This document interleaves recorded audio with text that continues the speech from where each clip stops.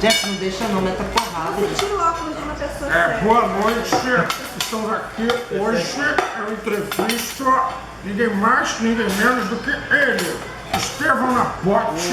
Ele que é ator, ele que é humorista, ele que é comediante, ele que é escritor, ele que é diretor. E ele que é um gostoso. Obrigado. Porque você resolveu vir se apresentar em Macaé. O que ela vai fazer? Sem transar há muito tempo. Você tá sem transar há quanto tempo? Não, por exemplo, tem 20 anos, faz 19. Não, sério, uma semana, umas horas, 20 anos. 20 anos, ou seja, você é virgem, Quem já viu?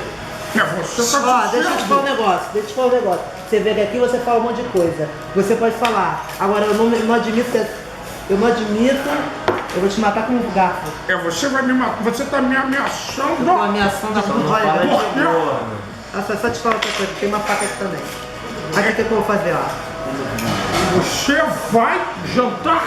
Exatamente, porque quando eu tô com fome, quando eu tô com raiva, eu como. Dá licença. Tu não encosta em mim não, garoto. Tu não vem que não pode em mim não. Gente, vamos para os comerciais e voltamos já com Estevão Nabote, essa figura pública.